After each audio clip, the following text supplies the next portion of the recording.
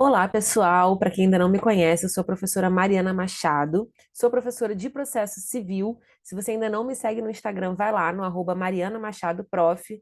E hoje a gente está aqui para corrigir as questões de processo civil que caíram na prova para a Defensoria Pública de Pernambuco. Então, sem mais delongas, vamos começar aqui. Vou compartilhar a tela com vocês dos slides, tá? Mas o curso vai disponibilizar os slides para vocês fazerem download. Então, vamos lá.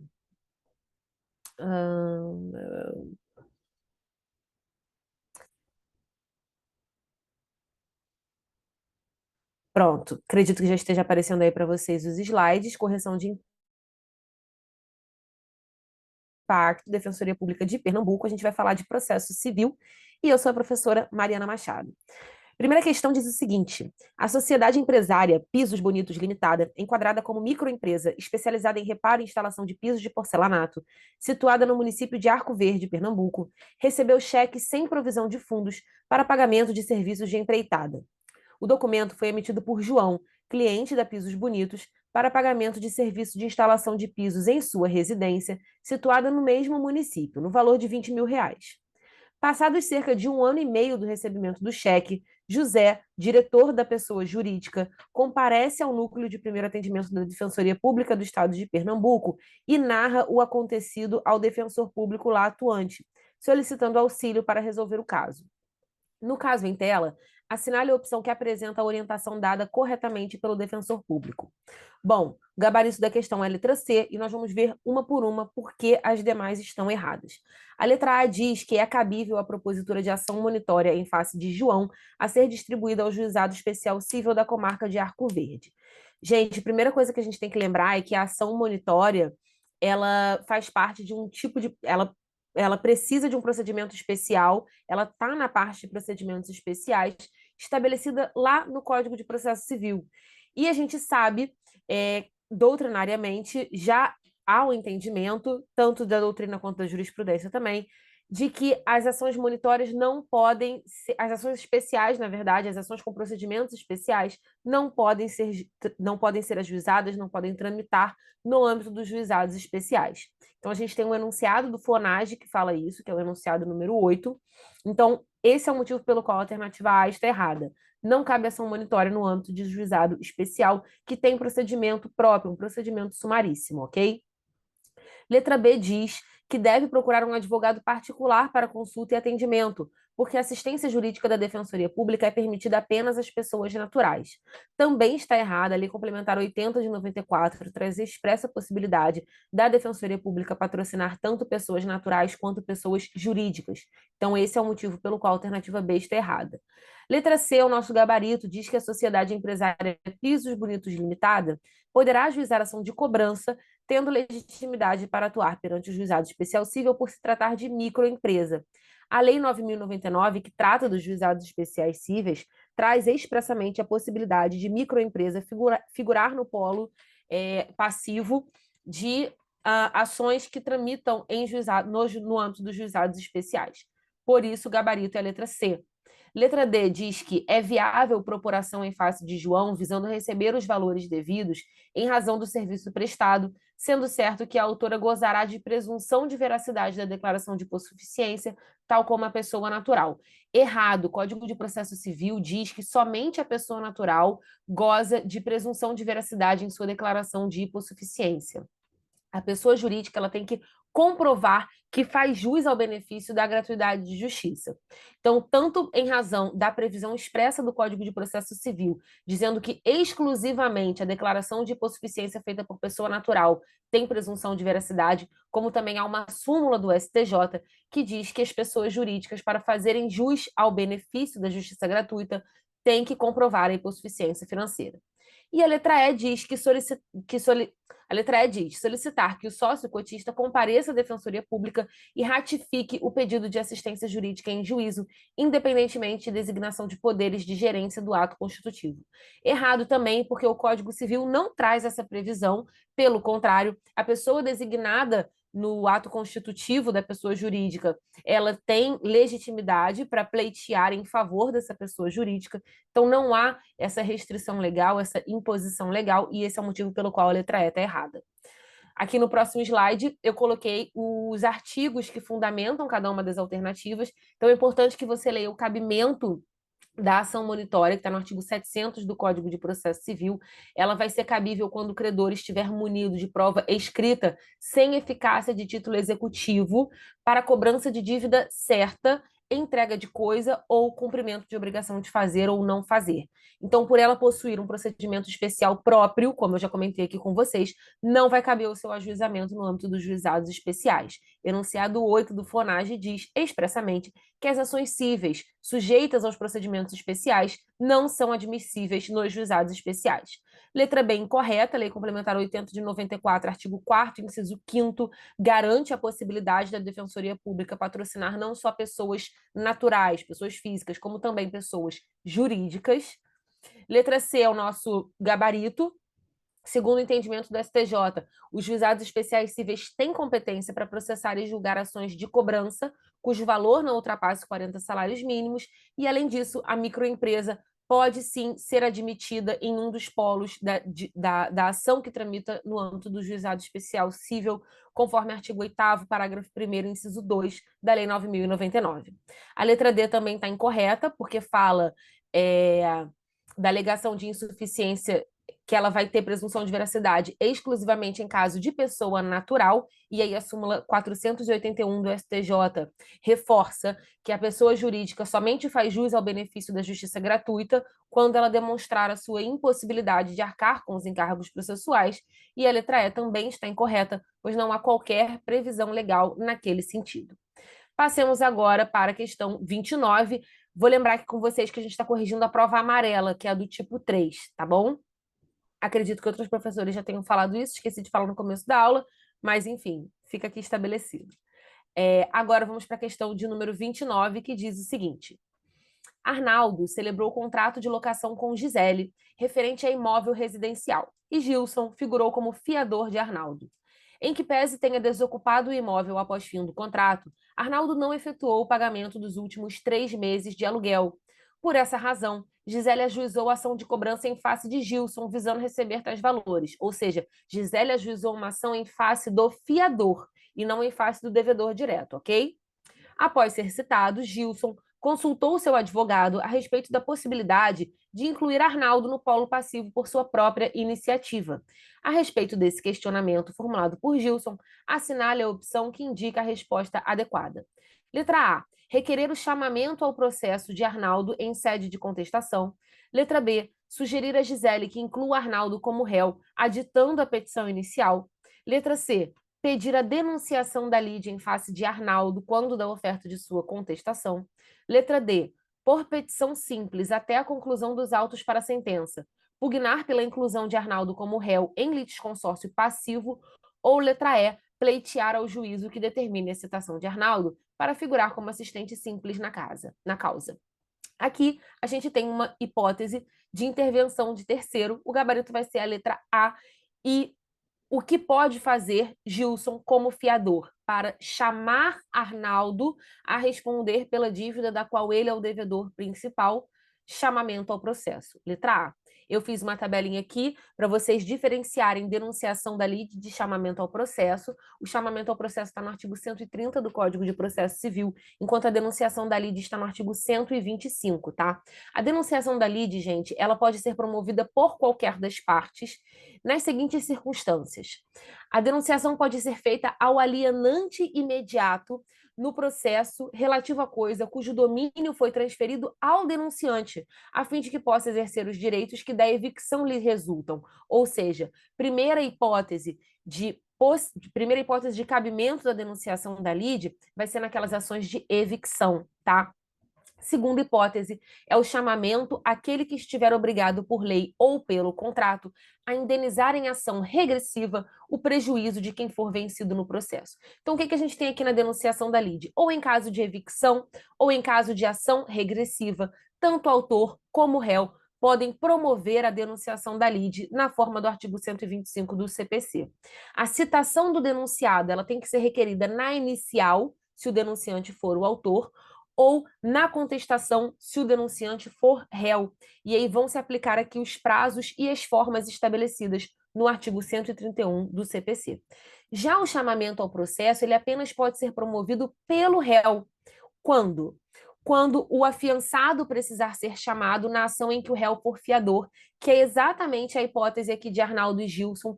Gilson é quem figura originariamente no polo passivo dessa ação, só que Gilson ele é o fiador, o devedor principal da dívida, né? O locatário, nesse caso, era Arnaldo. Então, o que pode fazer Gilson? Pode chamar Arnaldo ao processo na forma do artigo 130, inciso 1 do CPC. Também vai caber o chamamento ao processo para chamar os demais fiadores em ação proposta contra um ou algum deles. Então, se nesse caso, por exemplo, Gilson fosse fiador de Arnaldo junto com Maria e João poderiam ser chamados ao processo para integrar o polo passivo da ação, tá? E o inciso 3 do artigo 130 traz a possibilidade de chamar os demais devedores solidários quando o credor exigir de um ou de alguns o pagamento da dívida comum. Aqui são aquelas clássicas ações, pode ser de cobrança, qualquer ação nesse sentido, obrigação de pagar, em que os devedores são solidários, seja em razão de leis, seja em razão da natureza do contrato firmado entre as partes, enfim. E aí a demanda é ajuizada apenas contra um ou dois devedores e a obrigação tem mais de um ou mais de dois devedores. A gente pode falar em chamamento ao processo. Nesse caso aqui, o chamamento ao processo, ele só pode ser, como eu falei, só pode ser requerido, só pode ser formulado pelo réu. Então, ele tem que ser requerido, a citação da pessoa a ser chamada, ela tem que ser requerida em sede de contestação. E essa citação tem que ser promovida no prazo de 30 dias, sob pena de ficar sem efeito. Por conta desses fundamentos, o gabarito da questão 29 é a letra A, que diz que Gilson pode requerer o chamamento ao processo de Arnaldo em sede de contestação. Próxima questão, número 30. Tiago, Nívia e João conversavam a respeito de provas no processo civil. Inicialmente, Tiago afirmou que a prova testemunhal é sempre admissível, não dispondo a lei de modo diverso. Nívia, por sua vez, asseverou que incumbe às partes, dentro de 10 dias, contados da intimação do pronunciamento judicial de nomeação do perito, arguir seu impedimento ou suspeição, se for o caso. Por fim, João assentou que a utilização de documentos eletrônicos no processo convencional dependerá de sua conversão à forma impressa e da verificação de sua autenticidade na forma da lei. Tomando o debate dos amigos como premissa, é correto afirmar que quem está certo aqui? Diante desse caso apresentado, gabarito é a letra C. Somente Tiago e João estão certos em suas afirmações. Todas as afirmações feitas, tanto por Tiago quanto Nívia, quanto por João, estão no Código de Processo Civil. Essa questão, letra de lei purinha, tá? Artigo 442 do Código de Processo Civil traz a afirmação trazida por Tiago. A prova testemunhal é sempre admissível, não dispondo a lei de modo diverso. O artigo 465, parágrafo 1º, traz a afirmação de Nívia que está incorreta por conta do prazo. O prazo, na verdade, para que seja arguida impedição ou a suspeição ou o impedimento do perito, ele é de 15 dias e não de 10. Artigo 465, parágrafo 1º, inciso 1º do Código de Processo Civil. E a afirmação de João está no artigo 439 do Código de Processo Civil e diz que a utilização de documentos eletrônicos no processo convencional depende sim da conversão à forma impressa e da verificação de sua autenticidade na forma da lei. Sem mistério aqui, questão de letra seca da lei, letra de lei purinha, tá? Decorebinha, prazinho, bem carinha de FGV. Próxima. Na verdade, nem é a cara da FGV, minto. Isso aqui é questão que tem a cara da FCC, que gosta de ficar botando prazo. A FGV gosta de ficar elaborando casos concretos enormes, como a gente viu nas questões anteriores. Enfim, letra da lei sempre na veia, né? Próxima questão é a de número 31, diz o seguinte: João e Regina enfrentam divergências inconciliáveis em seu casamento. Por essa razão, ambos decidem se divorciar. Todavia, existe conflito entre as partes no que se refere à partilha de bens, bem como sobre a guarda dos alimentos a serem prestados em favor dos filhos menores, Alice, de 2 anos, e Gabriel, de 6 anos.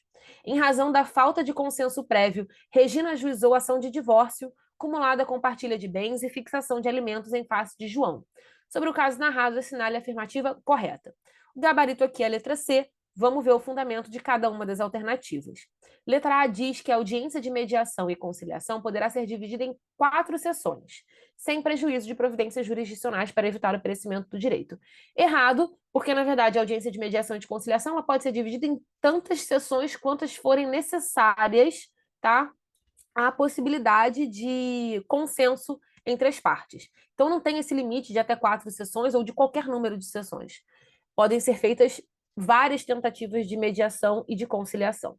Letra B diz que antes de iniciada a audiência de mediação e conciliação, o juiz indagará as partes e ao Ministério Público se há violência doméstica ou familiar, fixando o prazo de 10 dias para apresentação de prova ou de indícios pertinentes. O erro dessa alternativa é o prazo. Na verdade, esse prazo vai ser de 5 dias. Essa previsão está no artigo 699-A do Código de Processo Civil, que foi incluído pela Lei 14.713 de 2023. Inclusão legal super importante e que tem tudo para começar a vir caindo em prova. Então, preste atenção nessas alterações promovidas pela Lei 14.713, tá? Já está caindo. Mais uma vez, a FGV, sem muita criatividade, veio aqui exigindo prazo, tá? Veio aqui exigindo a cobrança de prazo, que você soubesse o prazo. Sou contra, porém, acontece. Então, o erro da alternativa B é dizer que esse prazo vai ser de 10 dias, na verdade, ele vai ser de 5, tá? Letra C, que é o nosso gabarito, diz que o mandado de citação conterá apenas os dados necessários à audiência e deverá estar desacompanhado de cópia da petição inicial, assegurado ao réu o direito de examinar seu conteúdo a qualquer tempo. Essa previsão também está expressa no Código de Processo Civil, artigo 695, parágrafo 1º. Essa norma, na verdade, ela tem como razão de existir o fato de que muitas vezes o cônjuge que recebe o mandado de citação numa ação de divórcio, em que há muito conflito entre as partes, né, em que a disputa é muito acirrada, em que há muita faísca ali naquela relação entre as partes, a parte que recebe o mandado de citação, quando ela vê do que é a ação, quando ela olha aquela petição inicial, ela se recusa a receber o mandado, né? Ela recusa ser citada. Então, essa é a razão de existir essa norma, tá? De que o mandado de citação ele não vem acompanhado de cópia da petição inicial, mas tão somente dos dados necessários à audiência. De todo modo, obviamente, o réu tem o direito de, a qualquer tempo, examinar o conteúdo da petição inicial. Letra D. Na audiência de mediação e conciliação, João e Regina poderão estar facultativamente acompanhados de seus advogados. Errado, o acompanhamento, o patrocínio, ele não é facultativo, ele é obrigatório. Então, tanto João quanto Regina devem estar acompanhados de seus advogados. Letra E diz que, a requerimento de João e Regina, o juiz pode determinar a suspensão do processo enquanto os litigantes se submetem à mediação judicial exclusivamente ou a atendimento multidisciplinar. O erro da letra E é dizer que a suspensão só pode se dar por mediação judicial, na verdade, exclusivamente, né? Na verdade, pode ser por mediação judicial ou extrajudicial. Isso está lá no artigo 694, parágrafo único do CPC, que diz que, a requerimento das partes, o juiz pode sim determinar a suspensão do processo enquanto os litigantes se submetem à mediação extrajudicial ou a atendimento multidisciplinar. O fundamento da letra D está no 695, parágrafo 4º, tá? Na audiência, as partes deverão estar acompanhadas de seus advogados ou de defensores públicos. Então, temos aqui que o gabarito é a letra C, com base no artigo 695, parágrafo 1º do Código de Processo Civil. Próxima questão, de número 32, diz o seguinte: Mariano, em sede de cumprimento de sentença no qual figura como executado, após ser condenado por sentença transitada em julgado, teve a quantia de R$ 40 mil depositada em caderneta de poupança e um automóvel que usa como instrumento de trabalho, penhorados para pagamento de débitos referentes à pensão alimentícia de seu filho de 8 anos de idade, Júnior.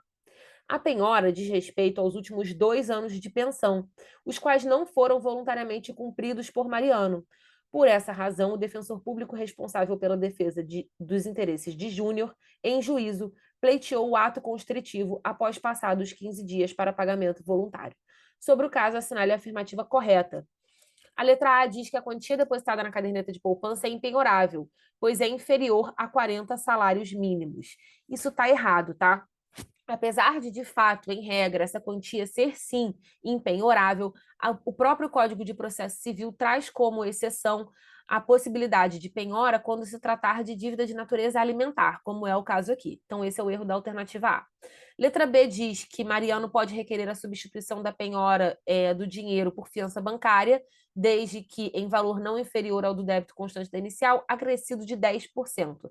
Na verdade, esse percentual, ele não é de 10%, ele é de 30%, artigo 835, parágrafo 2º do CPC. A letra C. A letra C diz que a integralidade do débito de Mariano autoriza sua prisão civil, que poderá ser decretada a despeito da penhora realizada em relação ao dinheiro e ao veículo. O erro da alternativa C, na verdade, é dizer que a integralidade do débito autoriza a prisão civil. Na verdade, o que autoriza a prisão civil é o débito referente aos 3 meses que antecedem o ajuizamento da demanda e aqueles que se vencerem no curso do processo, e não a integralidade do débito. Então, para mim, esse é o erro da alternativa C.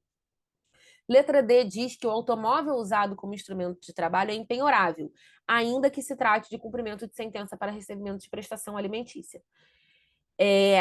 Essa alternativa foi dada como gabarito, a letra D. Eu discordo, eu acho particularmente que está errada, tanto com base na lei do bem de família, na Lei 8.009, quanto com base na jurisprudência do STJ. Eu já vou aprofundar aqui a letra D com vocês, mas deixa eu só falar da letra E, que diz que Mariano, após a intimação da penhora, poderá ofertar impugnação ao cumprimento de sentença e a concessão de efeito suspensivo à impugnação impede que Júnior levante mensalmente a importância da prestação. Errado, o Código de Processo Civil diz que mesmo que se atribua efeito suspensivo à impugnação do cumprimento de sentença de prestar alimentos, ela pode ter prosseguimento. Então, nesse caso, o Júnior pode levantar mensalmente, sim, a importância da prestação da pensão, tá? Vamos lá. A letra A está errada, como a gente viu, porque o inciso 4 do artigo 833, que diz que são impenhoráveis os vencimentos depositados. Desculpa, inciso 10, que diz que é impenhorável a quantia depositada em caderneta de poupança até o limite de 40 salários mínimos, traz como exceção a penhora para pagamento de prestação alimentícia. Então, errada a letra A, com base no 833, parágrafo 2º do Código de Processo Civil. E aí, aproveitando o gancho, eu quero lembrar vocês esse julgado super importante da 4ª turma do STJ, tá? Saiu no informativo 824, que diz que são impenhoráveis os valores depositados em instituição bancária até o limite de 40 salários mínimos, ainda que não se trate especificamente de conta poupança. Por quê? O parágrafo 2º do artigo 833, desculpa, o inciso 10 do 833 fala da quantia depositada em caderneta de poupança, mas não fala sobre eventual quantia depositada, por exemplo, em conta corrente. Mas o STJ disse que, mesmo que não se trate especificamente de conta poupança, outros tipos de depósito podem também ser protegidos da penhora até o limite de 40 salários mínimos, desde que tenham características e finalidades semelhantes às da poupança. De modo que o simples fato de um salário ou aposentadoria ser depositado em conta corrente em vez de conta específica não muda a natureza desse dinheiro. Continua sendo verba de natureza alimentar protegida pelo artigo 7º, inciso 10 da Constituição. Agora, se o valor permanece na conta por mais de 30 dias sem ser movimentado, a gente pode sim falar em penhora, tá? Depois vale a pena dar uma olhada nesse julgado. Ele é muito recente, ele é de agosto de 2024, está no informativo 824 do STJ, e é sempre bom a gente estar em dia com a jurisprudência, tá? Bom, letra B está incorreta, conforme eu falei, o percentual está errado. Ela diz que a fiança bancária tem que ter um acréscimo de 10%, quanto, na verdade, a lei exige um acréscimo de 30%, artigo 835, parágrafo 2º do CPC.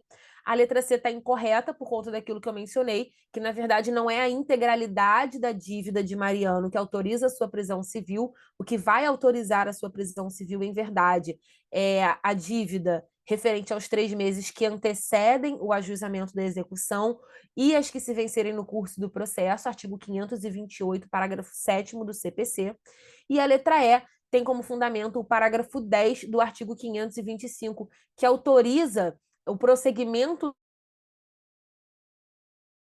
da execução, mesmo quando for atribuído efeito suspensivo à impugnação ao cumprimento de sentença de prestação de alimentos. Mas vamos entrar aqui no motivo pelo qual eu discordo, motivo pelo qual eu acho que essa questão não tem alternativa correta, tá? O artigo 833 do Código de Processo Civil diz que, de fato, são impenhoráveis aqueles bens necessários ou úteis ao exercício da profissão.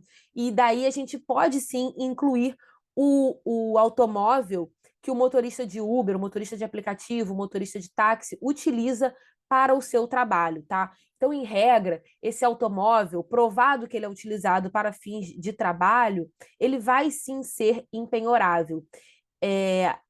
Inclusive, isso é reforçado pelo artigo 2º e 3º da Lei 8.009, que traz a impenhorabilidade do bem de família. Só que o artigo 3º da Lei 8.009, ele diz que, excepcionalmente, a impenhorabilidade vai ser afastada, ou seja, vai ser possível se penhorar aqueles bens ali descritos, aqueles bens ali protegidos pela impenhorabilidade, quando a gente estiver falando de credor de pensão alimentícia. Além disso, o STJ também já reforçou que o carro utilizado pelo devedor para o exercício da profissão, ele é de fato impenhorável quando o executado faz prova dessa necessidade ou dessa utilidade em juízo. Mas essa hipótese de impenhorabilidade, ela tem exceções pontuais e pode ser afastada, por exemplo, no caso de dívida relativa ao próprio bem, no caso de dívida de natureza alimentar, trabalhista ou previdenciária e quando se tratar de bens de elevado valor. Ou seja, a gente tem tanto na lei quanto na jurisprudência um entendimento de que, apesar de, em regra, o bem utilizado para fins de trabalho ser impenhorável, como no caso de um automóvel utilizado por um motorista de aplicativo ou por um motorista de táxi, que seja, essa exceção existe, porque a gente está falando de uma dívida de natureza alimentar.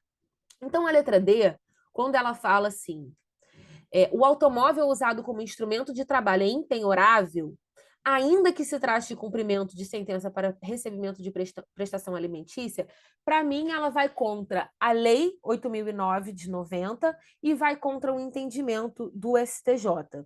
Porém, ainda não sabemos se essa questão vai ser anulada ou não. Para mim, ela não tem resposta certa, mas a banca considerou como correta a letra D. Eu acho que se tivesse que apontar uma alternativa correta aqui, a menos errada seria a letra C, que ela fala da integralidade do débito de Mariano, que autorizaria sua prisão civil. A gente viu que não, que o que autoriza a prisão civil são as 3 prestações que antecedem o ajuizamento da execução. Porém, como ele já deve há 2 anos, e aí, segundo o enunciado, a execução, né, o processo, o cumprimento de sentença, foi instaurado após esse período sem pagamento da prestação alimentícia, eu entendo que nesses 2 anos estão incluídos os 3 meses que antecedem o pedido de execução.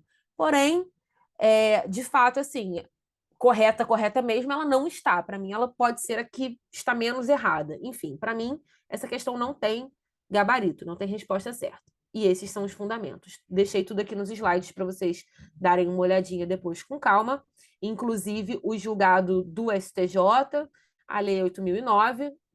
Então, vale a pena dar uma aprofundada no tema, tá? Próxima questão. Considerando a jurisprudência aplicada aos tribunais superiores e o disposto no Código de Processo Civil, avalie as afirmativas a seguir. A prerrogativa de prazo em dobro para as manifestações processuais não se aplica aos escritórios de prática jurídica de instituições privadas de ensino superior. Errado, tá? Se aplica sim essa prerrogativa, isso tem previsão tanto legal quanto jurisprudencial, ok? Letra B, ó, afirmativa 2. Desde que prováveis a existência da relação jurídica entre as partes e de documento ou coisa que se pretende que seja exibido, apurada em contraditório prévio, poderá o juiz, após tentativa de busca e apreensão ou outra medida coercitiva, determinar sua exibição sob pena de multa. Correto também, isso também tem previsão legal expressa no Código de Processo Civil. E o número 3 diz que o rol de cabimento do agravo de instrumento é de taxatividade mitigada, até aí, correto. Por isso, admite a interposição do recurso quando verificada a urgência decorrente da inutilidade do julgamento da questão no recurso de apelação. Corretíssima. Gabarito letra D de dados, está correto que se afirma nas afirmativas 2 e 3. A 1 está errada. Aqui eu trouxe os fundamentos para você Item 1 incorreto, com base no artigo 186, parágrafo 3º do Código de Processo Civil. Também tem jurisprudência do STJ nesse sentido, reforçando essa possibilidade. Item 2 correto, parágrafo único do artigo 403 do Código de Processo Civil. E item 3 correto também, informativo 639, tema 988 dos recursos repetitivos do STJ, entendimento firmado pela Corte Especial, é que o rol do artigo 1015 ele é de taxatividade mitigada. Isso significa que se a gente tiver uma decisão interlocutória, cuja urgência seja tamanha, que não se possa esperar o julgamento do recurso de apelação para que aquela questão seja suscitada em preliminar de apelação, então vai sim poder ser interposto agravo de instrumento, certo? Próxima questão, número 34, diz que Frederico é uma criança de 10 anos, muito talentosa para o futebol. 6 meses atrás, o menor assinou seu primeiro contrato com duração de 2 anos com o Clube Futebol Bom de sua cidade natal, Caetés, situada no estado de Pernambuco, percebendo R$ 5.000 por mês para treinar e jogar nas categorias de base do clube. Eu acho engraçado que são parênteses, que a FGV faz isso com o candidato, né? Ela vai trazendo um enunciado enorme, cheio de informação que não vale para porcaria nenhuma, só para te confundir a cabeça e te cansar ainda mais de fazer aquela prova. Maldade, porém, temos que estar preparados para isso, não é verdade? Enfim, seguindo aqui na leitura do enunciado. Entretanto, 3 meses depois da assinatura do contrato, Frederico foi atropelado por um ônibus da Transportes Rápidos Limitada, conduzido por Mauro. Em razão do acidente, a criança sofreu fratura da perna direita e do braço esquerdo, o que irá obrigá-lo a ficar 8 meses sem treinar. Além disso, o menor sofreu um encurtamento na perna fraturada que poderá dificultar sua readaptação ao futebol no curto prazo. Por essa razão, Frederico, assistido pela Defensoria Pública do Estado de Pernambuco, ajuizou ação em face da Transportes Rápidos Limitada e de Mauro, pleiteando indenização por danos morais, materiais e dano estético. Tomando o caso acima como premissa, assinale a afirmativa correta. Letra A. Frederico deverá ser assistido por seus pais para atuar em juízo por se tratar de menor de 16 anos e, portanto, absolutamente incapaz. De fato, Frederico é absolutamente incapaz, o menor de 16 anos ele é absolutamente incapaz, enquanto a pessoa entre 16 e 18 anos ela é relativamente incapaz, conforme artigo 3º do Código Civil, porém, ele não deverá ser assistido por seus pais, mas sim representado. O absolutamente incapaz, ele é representado, e o relativamente incapaz é que é assistido. Por isso, letra A, errada. Letra B. Se a Transportes Rápidos Limitada não contestar a ação, haverá produção do efeito material da revelia, ainda que Mauro ofereça contestação tempestiva sobre qualquer fundamento. Errado, o Código de Processo Civil diz que os efeitos da revelia, aqueles efeitos no sentido de que ter-se-ão por verdadeiras as alegações constantes da petição inicial se o réu não contestar a ação no prazo legal, não vai se aplicar se houver mais de uma pessoa no polo passivo, né, se houver litisconsórcio passivo, e um desses réus apresentar contestação válida e tempestiva. Então, não vão se aplicar os efeitos da revelia nesse caso. Esse é o motivo pelo qual a letra B está errada. Letra C diz que o valor da causa deverá corresponder ao valor do maior dos pedidos formulados por Frederico. Errado. A gente tem aqui uma acumulação de pedidos. Frederico pede indenização por danos morais, materiais e estéticos. Então, na verdade, o que o Código de Processo Civil exige nesse caso é que o valor da causa seja a soma de todos esses pedidos e não o maior deles, tá? Letra D. Além dos pedidos expressamente formulados, compreendem-se no principal os juros legais, a correção monetária e as verbas de sucumbência, inclusive os honorários advocatícios. Correto, disposição expressa do Código de Processo Civil, letra de lei purinha.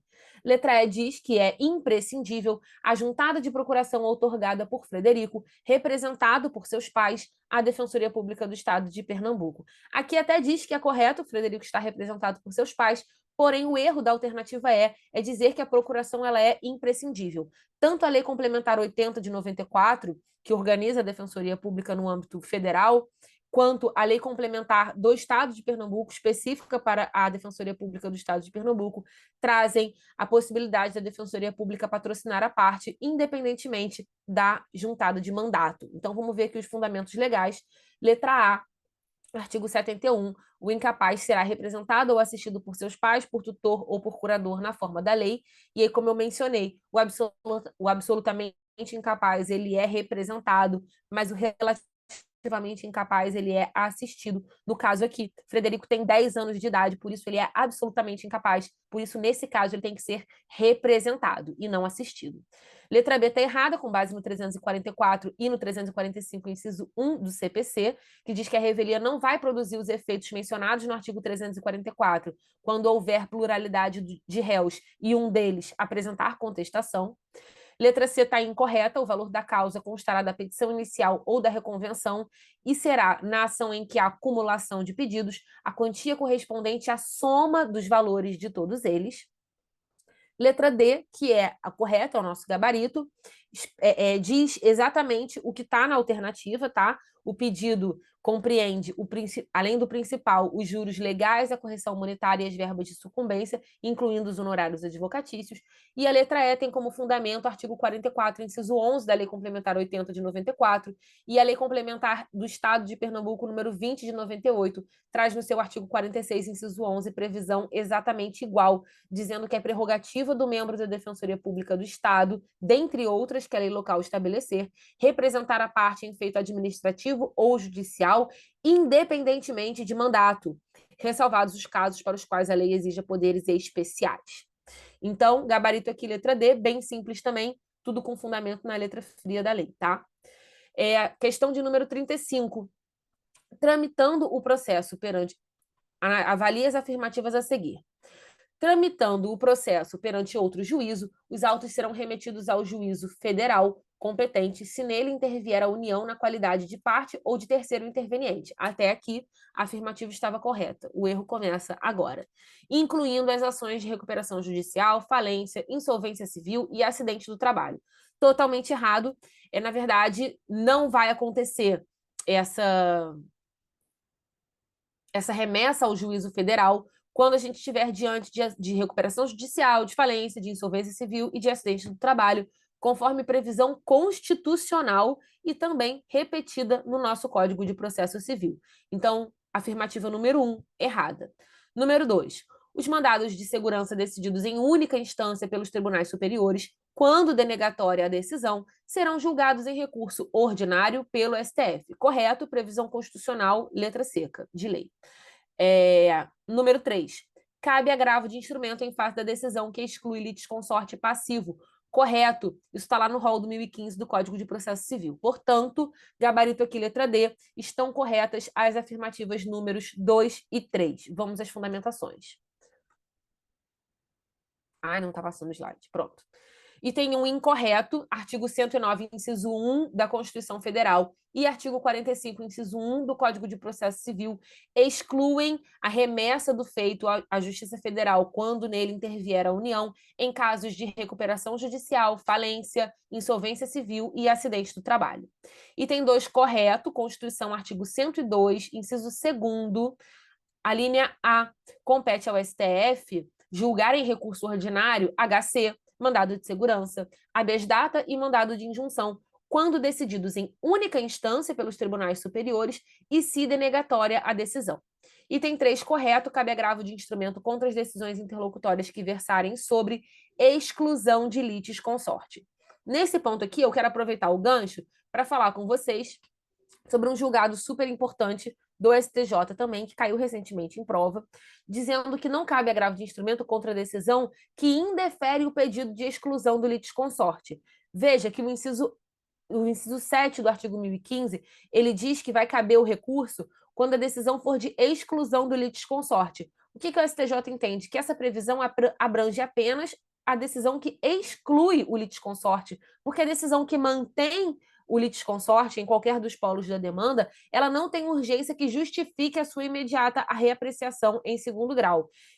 Afinal, mesmo que o litisconsorte seja excluído mais para frente, não há prejuízo aos atos processuais praticados, tá? Já que ele vai ter participado ali da demanda. Diferente da decisão que exclui essa pessoa da demanda. Você restringe a participação dela no feito e, por isso, está no rol do artigo 1015, razoavelmente, né? Afinal de contas, se você restringe a participação de uma pessoa numa lide que ela diz ter interesse em participar, você pode sim estar incorrendo em uma violação ao contraditório, à ampla defesa, ao acesso à justiça, tá certo? Então, aproveitando esse gancho, trouxe esse julgado do STJ para você, tá? Informativo 644 da terceira turma. Podemos ir para a próxima questão de número 36, diz o seguinte: a prefeitura do município Beta pretende construir um túnel ligando dois dos principais bairros da cidade. Entretanto, se concluída, além do grande prejuízo ambiental com a supressão de espécies arbóreas nativas e a canalização de dois rios, a obra exigirá a remoção da ocupação Moramos Aqui, situada na entrada sul de uma das futuras galerias do túnel, onde moram cerca de 200 famílias de baixa renda. Por tais razões, o Ministério Público do Estado Alfa ajuizou a ação civil pública em face do município Beta, com o intuito de impedir o prosseguimento da obra, cuja ordem de início da execução já foi efetuada pela Secretaria Municipal de Infraestrutura. Após a oferta de contestação, o Núcleo de Habitação da Defensoria Pública do Estado Alfa requereu sua admissão no processo como terceiro interveniente, em razão dos impactos da obra para os moradores da ocupação Moramos Aqui, os quais, em grande parte, são assistidos pela Defensoria. Sobre o caso apresentado, assinale a afirmativa correta. Estamos aqui falando da possibilidade da atuação da Defensoria Pública como custos vulneráveis. Aqui, o gabarito é a letra B, que diz o seguinte: a intervenção da Defensoria Pública na qualidade de custos vulneráveis para atuação em defesa direta do grupo dos moradores da ocupação Moramos Aqui é admissível. De fato, é sim admissível. Admite-se a intervenção da Defensoria como custos vulneráveis nas hipóteses em que há formação de precedentes em favor dos vulneráveis e dos direitos humanos. Aqui eu trouxe alguns pontos desse julgado muito importante da segunda sessão do STJ. Somente a Defensoria Pública pode intervir como custos vulneráveis. Essa intervenção como custos vulneráveis em qualquer processo é admitida desde que estejam sendo discutidos interesses de vulneráveis. E aqui a gente está falando não só de vulneráveis financeiros, mas de qualquer espécie de vulnerabilidade. A participação processual da Defensoria ela vai ocorrer não como representante da parte, mas como protetora dos interesses dos necessitados em geral. O objetivo é trazer para aquele processo argumentos, documentos, informações que reflitam o ponto de vista dessas pessoas vulneráveis, permitindo que o juiz ou o tribunal tenham mais subsídios para a decisão. O custos vulneráveis ele pode, inclusive, interpor qualquer espécie de recurso. Então, além desse julgado aqui, dizendo que admite-se sim a participação da Defensoria Pública como custos vulneráveis em processos em que podem ser formados precedentes em favor de vulneráveis e dos direitos humanos, eu trouxe também mais dois julgados do STJ que afirmam que essa vulnerabilidade ela não necessariamente é financeira. Na verdade, a gente tem que adotar uma interpretação ampliativa dessa condição jurídica de necessitado para possibilitar a atuação da Defensoria Pública aos em favor para a proteção dos necessitados em geral, e não apenas dos hipossuficientes sob o aspecto econômico. Então, aqui a gente está falando também de grupos, por exemplo, hipervulneráveis, de grupos socialmente estigmatizados ou excluídos, como no caso das pessoas idosas, das crianças. Inclusive, nesse caso aqui, que a gente viu narrado na questão, que eram pessoas, que eram famílias de baixa renda, morando ali numa situação de vulnerabilidade. Então, nesse caso, a gente tem como gabarito a letra B, que diz pela possibilidade da intervenção da Defensoria Pública como custos vulneráveis para atuação em defesa direta do grupo de moradores da ocupação Moramos Aqui. E aí eu trouxe esses três julgados do STJ para você botar no seu material de revisão, para você sempre entender como funciona essa atuação da Defensoria Pública como custos vulneráveis e lembrar sempre que aqui a gente não está avaliando uma vulnerabilidade econômica, uma vulnerabilidade financeira. Aqui a gente avalia uma vulnerabilidade social, aqui a gente avalia uma vulnerabilidade em geral, para permitir a atuação da Defensoria em defesa de grupos estigmatizados de uma maneira geral, como um todo, tá certo? Próxima questão de número 37 é a penúltima questão. Ah, não, é a última questão já. Foi rápido, né? Questão de número 37. Tainá ajuizou a ação em face de Simone e de Severina. Em contestação, Simone, assistida por advogado particular, requereu a concessão do benefício da gratuidade de justiça, sustentando não possuir recursos para custear as despesas do processo, sem prejuízo de seu próprio sustento. Tainá, entretanto, entende que Simone possui recursos para arcar com os custos do processo, sim. Sobre o caso narrado, assinale a afirmativa correta. Letra A. Tainá poderá impugnar a concessão do benefício da gratuidade em sede de réplica, de recurso de apelação ou contra razões a recurso interposto pelas réis. Correto, previsão expressa do Código de Processo Civil, tá? Letra B. A assistência por advogado particular impede a concessão do benefício da gratuidade de justiça, que somente é admitida aos assistidos pela Defensoria Pública. Totalmente errado. O Código de Processo Civil traz disposição expressa no sentido de que a assistência por advogado particular não impede a concessão do benefício da gratuidade de justiça. Letra C. A gratuidade de justiça concedida abarca as taxas, custas judiciais e os honorários do perito, não englobando a diária paga em favor da testemunha rolada pelo beneficiário. Engloba, sim. O erro dessa alternativa de letra C é dizer que não engloba. Letra D. A concessão da gratuidade em favor de Simone deverá ser estendida em favor de Severina por ser litisconsorte passiva. Errado também. A gratuidade não se estende ao litisconsorte. A gratuidade ela é um benefício de natureza pessoal.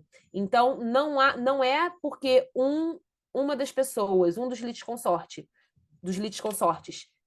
faz jus ao benefício que o outro fará também. Na verdade, ambas deveriam, nesse caso, provar que fazem jus ao benefício da gratuidade para que pudesse ser concedido em favor das duas. Então, errado. O benefício não se estende, letra D está errada. Letra E. As multas que forem aplicadas em desfavor de Simone terão sua exigibilidade suspensa em razão da concessão do benefício da gratuidade da justiça. Errado, o Código de Processo Civil diz expressamente que eventual concessão do benefício da gratuidade de justiça não afasta a obrigatoriedade da multa eventualmente imposta em favor da parte beneficiária da gratuidade, tá? Então, questão bem simples, tudo no Código de Processo Civil. Artigo 100 fundamenta o nosso gabarito, que é a letra A. Letra B está errada, artigo 99, parágrafo 4º, assistência do requerente por advogado particular não impede a concessão da gratuidade. Letra C, errada, artigo 98, parágrafo 1º, diz que a gratuidade de justiça compreende indenização devida à testemunha, que quando empregada receberá do empregador salário integral, como se em serviço estivesse. Letra D, errada, parágrafo 6º do artigo 99, diz expressamente que o direito à gratuidade da justiça ele é pessoal e não se estende ao litisconsorte ou a sucessor do beneficiário. E letra E também errada, artigo 98, parágrafo 4º, a concessão da gratuidade não afasta o dever do beneficiário pagar ao final as multas processuais que lhe sejam impostas. Bom, espero que não tenham ficado dúvidas, mas se ficou dúvida, pode mandar pro Juiz Impacto, que eles me encaminham, ou pode mandar para mim. O meu Instagram é @marianamachado_prof, você me acha lá com muita facilidade. Espero que não tenha ficado muitas dúvidas. Espero que tenha sido tudo muito bem compreendido aqui. Esses slides vão ficar disponíveis para download. Ai, só um minuto, que agora eu estou tentando parar de compartilhar a tela. Esses slides vão ficar disponíveis para download e ótimo para revisão de vocês, inclusive no que tange aos julgados que eu coloquei ali para fins de inclusão em eventuais materiais de revisão que vocês tenham, tá? Bons estudos, espero que tenham ido bem nessa prova. Se não foram, na próxima serão com certeza. Sigamos em frente, persistência é tudo e qualquer dúvida, estamos à disposição. Um beijo para vocês e bons estudos.